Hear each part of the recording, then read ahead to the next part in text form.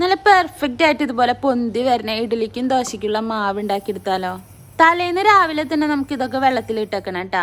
2 cup idli rice എടുത്തിട്ടുണ്ട് കേട്ടാ. ഇനി പച്ചരി ആണെങ്കിൽ അതായാലും മതി. ഞാനിവിടെ ഇഡ്ഡലി റൈസാണ് എടുത്തിരിക്കുന്നത്. അരി നന്നായിട്ടൊന്ന് കഴുകി വൃത്തിയാക്കി എടുത്തതിന് ശേഷം ഇതുപോലെ വെള്ളം ഒഴിച്ച് മാറ്റി വയ്ക്കാം. മാവരയ്ക്കാൻ നമുക്ക് ഈ വെള്ളം ആവശ്യമുണ്ട്. അതുകൊണ്ടാണ് നേരത്തെ തന്നെ എല്ലാം കഴുകി വൃത്തിയാക്കിയതിന് ശേഷം വെള്ളം ഒഴിച്ച് വെക്കുന്നത്. 2 കപ്പ് ഇഡ്ഡലി റൈസ് എടുത്തപ്പോൾ 1 കപ്പ് ഉഴുന്നാണ് കേട്ടോ എടുത്തിരിക്കുന്നത്. പിന്നെ ഒരു 1/4 സ്പൂണോളം ഉലുവ ഇട്ട് കൊടുക്കുന്നുണ്ട്. ഇതും നന്നായിട്ട് കഴുകിയെടുത്തതിന് ശേഷം വെള്ളം ഒഴിച്ച് വെക്കാം.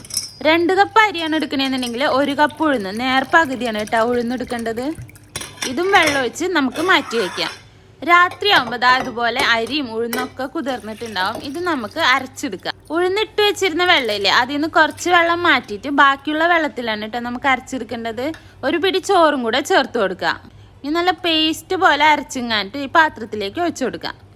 ഇതേപോലെ തന്നെ നമുക്ക് അരിയും അരച്ചെടുക്കണം. അരി ഇട്ട് വെച്ചിട്ടുണ്ടായിരുന്ന വെള്ളത്തിൽ നിന്ന് കുറച്ച് മാറ്റിയിട്ട് ബാക്കി വെള്ളത്തിൽ ഇതുപോലെ നല്ല കട്ടിക്ക് അരച്ചെടുക്കാം. പിന്നെ നമുക്ക് ബേക്കിംഗ് സോഡ, അതായത് അപ്പക്കാരം, അതും കൂടെ ഒരു നുള്ള് ചേർത്ത് കൊടുക്കാം. ഇതും നല്ല മഷി പോലെ അരച്ചെടുക്കുക. മാവ് അരയ്ക്കുമ്പോൾ ശ്രദ്ധിക്കുക, ഒട്ടും ലൂസ് ആവരുത്. ഇതുപോലെ നല്ല കട്ടിയിൽ മാവ് അരച്ചെടുക്കണം.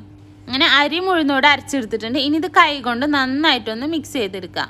മാവ് പിറ്റേ ദിവസത്തേക്ക് നന്നായിട്ട് പൊന്തി പുളിച്ച് കിട്ടണമെന്നുണ്ടെങ്കിൽ കൈ കൊണ്ട് തന്നെ നമ്മൾ ഇതുപോലെ മിക്സ് ചെയ്ത് കൊടുക്കണം കേട്ടോ.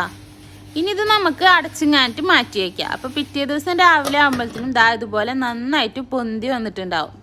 മാവ് അരച്ച് വയ്ക്കുമ്പോൾ എപ്പോഴും കുറച്ച് വലിയ പാത്രത്തിൽ തന്നെ അരച്ച് വെക്കണം കേട്ടോ. അല്ലാന്നുണ്ടെങ്കിൽ ഇത് പൊന്തി പുറത്തു പോകും. ഓണത്തിന്റെ ഇടയിൽ പുട്ട് കച്ചവടം എന്ന് പറയുന്ന പോലെ തന്നെ ഒരു കാര്യം കൂടെ പറയാം. നമ്മുടെ ചാനൽ സബ് ചെയ്യാത്തവരുണ്ടെന്നുണ്ടെങ്കിൽ എന്തായാലും ഒന്ന് സബ് ചെയ്തേക്കണേ.